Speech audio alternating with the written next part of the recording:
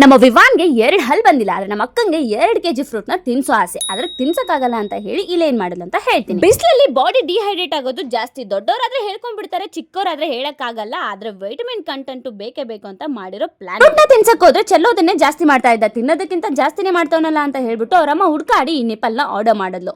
ಎಷ್ಟು ಚೆನ್ನಾಗಿದೆ ಅಂತಂದ್ರೆ ಹೇಳಕ್ಕಾಗಲ್ಲ, ಯಾಕಂದ್ರೆ ಮಗು ಕೂಡ ಅಷ್ಟೇ ಎಂಜಾಯ್ ಮಾಡ್ಕೊಂಡು ತಿಂತಾ ಇತ್ತು. ಆರ್ಡರ್ ಬರ್ತಿದ್ದಂಗೆ ಅವ್ರ ಅಮ್ಮನ ಎಕ್ಸೈಟ್ಮೆಂಟ್ ನೋಡಕ್ಕಾಗ್ಲಿಲ್ಲ. ಫುಲ್ ಖುಷಿಯಾಗಿ ನನ್ನ ಮಗನ್ ಫಸ್ಟ್ ಡೇನೆ ಫ್ರೂಟ್ ತಿನ್ಬಿಡ್ಲಿ ಅಂತ ಹೇಳಿ ಕಂಪ್ಲೀಟ್ ಪೀಸ್ ಅನ್ನ ಹಾಕೋದ್ರಿಂದ ಅಂತೂ ಅವ್ನಿಗಂತೂ ತಿನ್ನಕ್ಕಾಗಲ್ಲ, ಯಾಕಂದ್ರೆ ಅವ್ನಿಗೆ 1 ಹಲ್ಲು ಇನ್ನೂ ಬಂದೇ ಇಲ್ಲ. ಯಾಕಂದ್ರೆ 7 ಮಂತ್ ಬೇಬಿ ಅದ್ ಹೆಂಗ್ ತಿನ್ನುತ್ತೆ ಅಂತ ಹೇಳಿ ಬರೀ ಪಲ್ಪ್ ಪಾರ್ಟ್ ಅನ್ನ ಡಿಫ್ರೆಂಟ್ ಮಾಡಿದ್ಲು.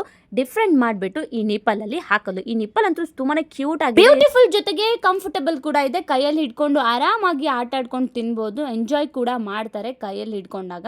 ಇನ್ನ ಬೇಸಿಗೆ ಟೈಮ್ ಆಗಿರೋದ್ರಿಂದ ಬಾಡಿ ತುಂಬಾನೇ ಡಿಹೈಡ್ರೇಟ್ ಆಗಿರುತ್ತೆ. ಮಕ್ಕಳಿಗೆ ಫ್ರೂಟ್ಸ್ ಅಂಡ್ ವಾಟರ್ ಕಂಟೆಂಟ್ ತುಂಬಾನೇ ಇಂಪಾರ್ಟೆಂಟ್ ಆಗಿರೋದ್ರಿಂದ ಅವರಮ್ಮ ತಲೆ ಓಡಿಸಿ ಈ ಐಡಿಯಾ ಮಾಡಿ ಆರ್ಡರ್ ಮಾಡಿ ತರಿಸಿದಾಳೆ. ಇನ್ನು ನಮ್ಮ ಪಾರ್ಟಿಗೆ ಬರೋದಾದ್ರೆ ಎಲ್ಲಾ ಪಲ್ಸ್ ನ ಅದ್ರಲ್ಲಿ ಹಾಕ್ಬಿಟ್ಟು ಅದನ್ನ ರೆಡಿ ಮಾಡ್ಬಿಟ್ಟು ವಿವಾನ್ ಹತ್ರ ಕೊಟ್ಟಾಗ ಅವ್ನ್ ಫಸ್ಟ್ ಎಕ್ಸ್ಪೀರಿಯನ್ಸ್ ಆಗಿರೋದ್ರಿಂದ ಅವ್ನ್ ಸ್ವಲ್ಪ ನೋಡ್ದ, ಆಮೇಲೆ ಅದನ್ನ ತಗೊಂಡು ತುಂಬಾನೇ ಎಂಜಾಯ್ ಮಾಡ್ದ. ಯಾವ ತರ ಎಂಜಾಯ್ ಮಾಡ್ದ ಅಂತಂದ್ರೆ ಫಸ್ಟ್ ಟೈಮ್ ಜ್ಯೂಸ್ ನ ಎಕ್ಸ್ಪೀರಿಯನ್ಸ್ ಮಾಡ್ತಾ ಇದ್ದೀನಿ ಅನ್ನೋ ತರ. ಅದಕ್ಕಿಂತ ಮುಂಚೆ ಫ್ರೂಟ್ ಪೀಸಸ್ ಅನ್ನ ಕೊಟ್ಟಾಗ ಅಲ್ಲೊಂದಿಲ್ಲೊಂದೆಷ್ಟು ವೇಸ್ಟ್ ಕೂಡ ಮಾಡ್ತಾ ಇದ್ದ, ಹಂಗೆ ತಿಂತಾನೂ ಇರ್ಲಿಲ್ಲ. ಅವ್ರ ಅಮ್ಮಂಗೆ ಅದೇ ದೊಡ್ಡ ಚಿಂತೆ ಆಗಿತ್ತು ಅಂತ. ಇನ್ನ ಈ ಬೇಸಿಗೆ ಟೈಮಲ್ಲಿ ಅಂತೂ ದೊಡ್ಡವ್ರಿಗೆ ಸಹಿಸಕ್ ಆಗಲ್ಲ, ಇನ್ನ ಚಿಕ್ಕವ್ರಿಗಂತೂ ಹೇಳಕ್ಕೆ ಆಗಲ್ಲ ಅವ್ರಿಗೆ ಎಷ್ಟು ಪ್ರಾಬ್ಲಮ್ಸ್ ಆಗ್ತಾ ಇರುತ್ತೋ. ಅದ್ರ ಬಾಡಿ ಕೂಡ ಡಿಹೈಡ್ರೇಟ್ ಆಗೇ ಆಗಿರುತ್ತೆ ಹೇಳ್ದೆ ಇದ್ರು ಕೂಡ.